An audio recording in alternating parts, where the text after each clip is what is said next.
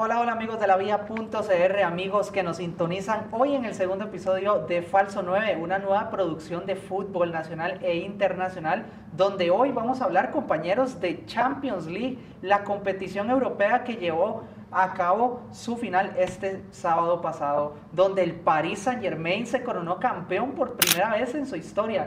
Y me encuentro acá para hablar de esto con mis compañeros panelistas, Giancarlo Rosas. Bueno, mucho gusto, buenos días, buenas tardes y buenas noches, dependiendo en qué momento nos están viendo este episodio, ¿verdad? Tan bonito. ¿Y qué más? ¿Qué más que hablar del Paris Saint-Germain? Exactamente, la sorpresa de esta temporada de Champions. Así es, también tenemos acá a nuestro otro compañero panelista, Edson Vargas. ¿Cómo se encuentra el día de hoy? Sí, bueno, muy feliz de estar acá ya en el segundo episodio de lo que es Falso 9 y qué feliz a hablar de este tema, lo que es la Champions. Yo creo que es algo que nos encanta a todos.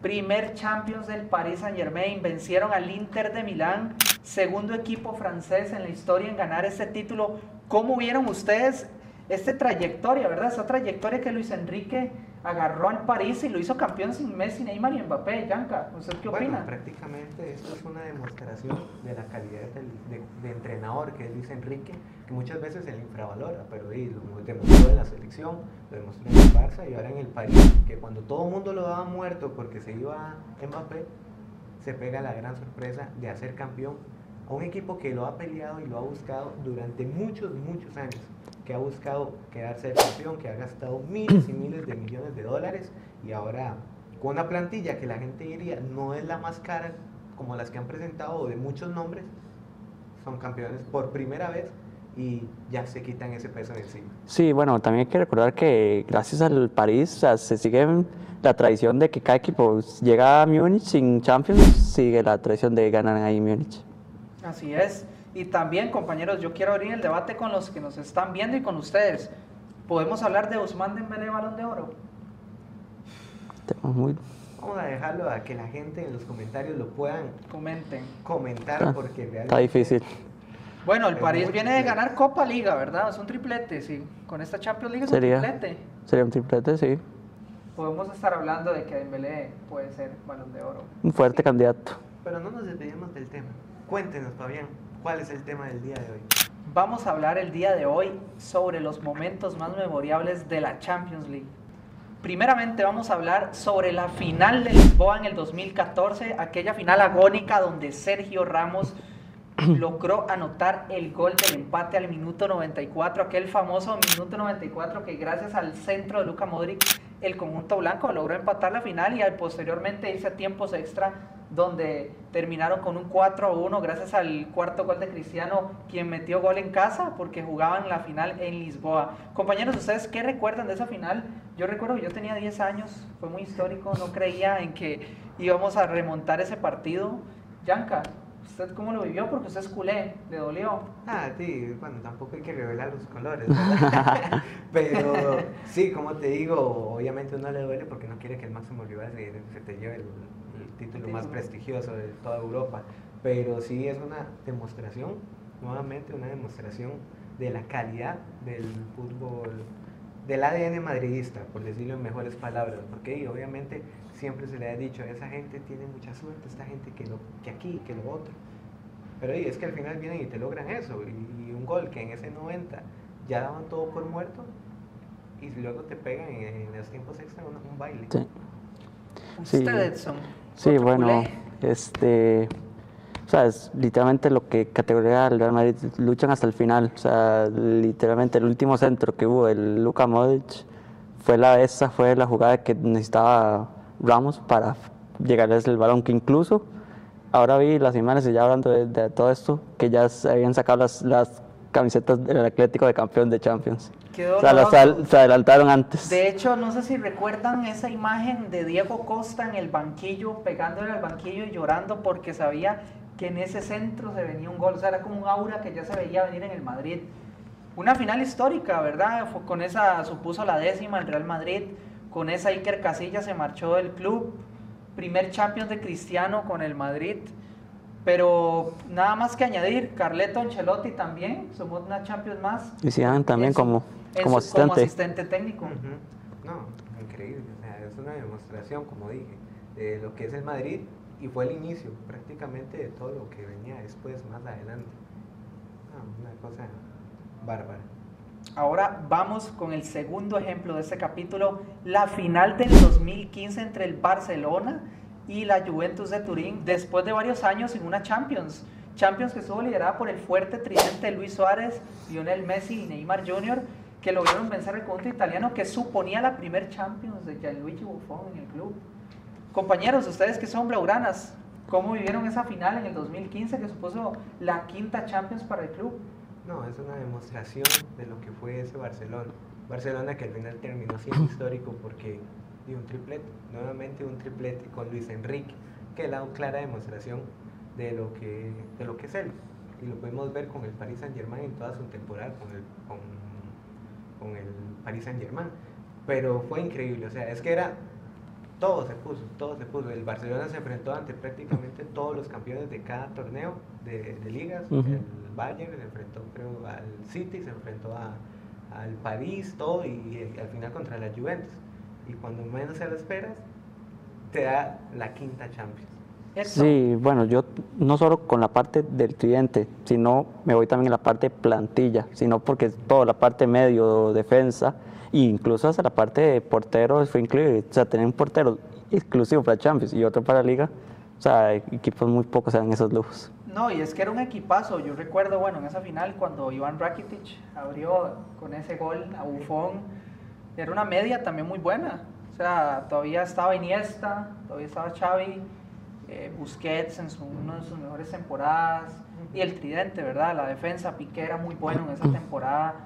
Yo recuerdo que nunca se me olvida el caño que le hizo Luis Suárez a David Luiz en París, sí, cuando jugaban con el uniforme amarillo. Sí, eso fue una demostración de fútbol total del que el Barcelona nos tenía acostumbrados. El famoso tiki-taka. El famoso tiki-taka, todo. Esa final demostró por qué el Barcelona era el mejor equipo de ese año.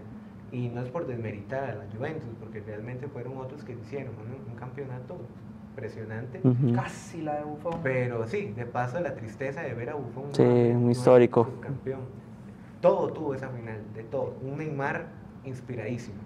Primero que todo. El último gol de Neymar fue épico. El último gol para cerrar ya esa final de Champions fue una cosa espectacular. Y la demostración de ambos equipos al final, para lo que era la Juventus en ese año, y que el Barcelona prácticamente lo tenía anulado. O sea, la Juventus no hacía nada y era un equipo muy fuerte. Y sí, o sea, una cosa bárbara. ¿Qué quiere añadir usted, Edson, como culé? O sea, que lo que puedo añadir como culé es que sí, hace ya bastante tiempo de que no se llega a una final de Champions, pero sí fue lindo, o sea, aunque sea recordar de ya hace 10 años de esa quinta Champions.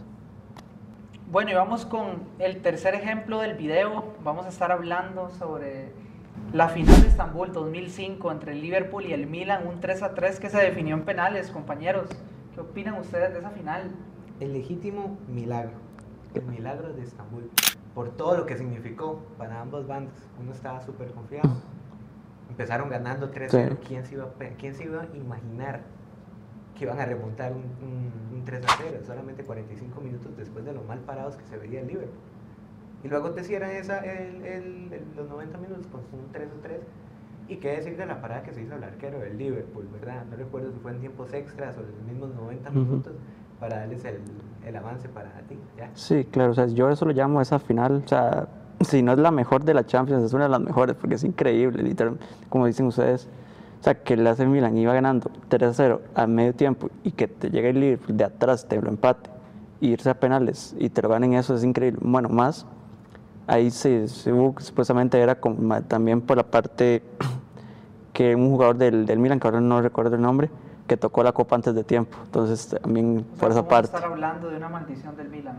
Sí, prácticamente la demostración de esa maldición que siempre se habla de que ahí no se toca la copa antes. Toca la copa antes.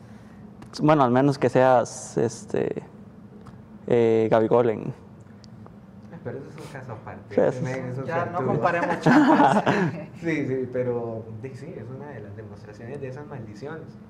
Y mal ahí porque perjudicó. Fuera cierto o no esa tradición, ya eso se podría debatir en otro video. De las mejores finales que pudimos presenciar.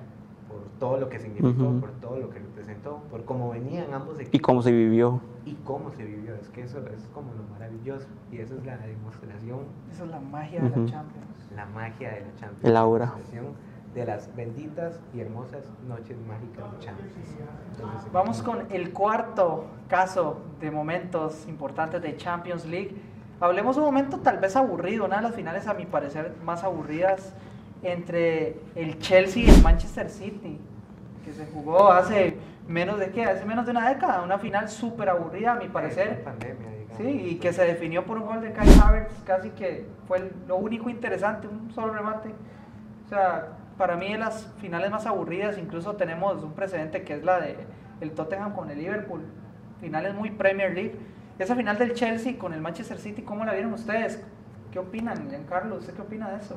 Usted acaba de dar con el clavo, fue una de las finales más aburridas y extrañas, porque o sea, estábamos viendo un City de paso en esa pandemia, estaba jugando bien, todo, pero luego no sabemos ni por qué, ni con qué cabeza sale Pep Guardiola para hacer cambios en la alineación y hacerse unas sustituciones horribles.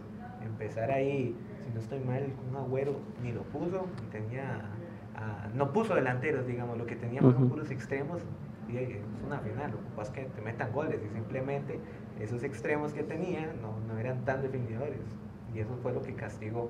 Ahora bien, perjudicó mucho, no sé, quiero que ustedes me respondan, si perjudicó mucho la lesión que tuvo Kevin De Bruyne en esa misma final. Sí, Sí, claro, o sea, siempre. más que fueron los inicios del partido, fue y su motor literalmente Manchester Es el United, motor digo, de la del media, City. es el que ponía a jugar a los delanteros. Claro, no, eso fue una final.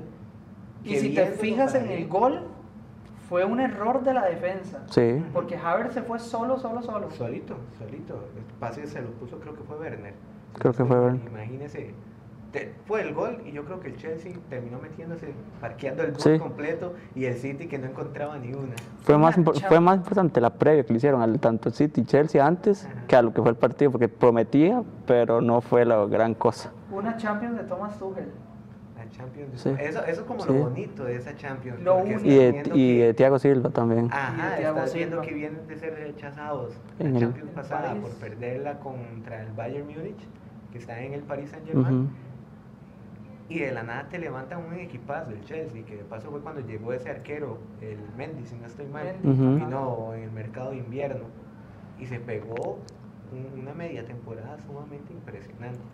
Y nada más que no fue la mejor final, porque siento que espectáculo como tal no fue el mejor. Veníamos del 2020 y la pandemia, apenas estaban regresando ya la gente como a la vida cotidiana. Ujú. Entonces todo ese tipo de cosas afectan, siento yo, afectan bastante lo que es el ambiente hermoso que te deja la Champions. Así es, compañeros. Vamos con el quinto ejemplo de este episodio de momentos destacables de la Champions League. Vamos a hablar un poco de la final del 2019, final entre el Tottenham y el Liverpool, que se dio en el Wanda Metropolitano, una final también aburrida. Compañeros, ¿qué opinan ustedes de esa final? Prácticamente la primera ocasión más cercana en los últimos años para el Tottenham de conseguir un título europeo que les arrebató el Liverpool. Sí, no, y otra vez el inicio, ¿verdad? De cuando se empezó a hablar aún más de las maldiciones de Harry Kane, ¿verdad? Sí. Pero dejando de lado eso, es triste cómo terminó siendo esa final, que al final la terminaron ganando 2-0, o sea, hubo 2 goles para celebrar, pero quitando eso, No hubo no se momentos. sintió la experiencia o la emoción que dio todo el torneo Fue completo. muy aburrida. Sí. Porque vimos la remontada del Barcelona. El Ajax.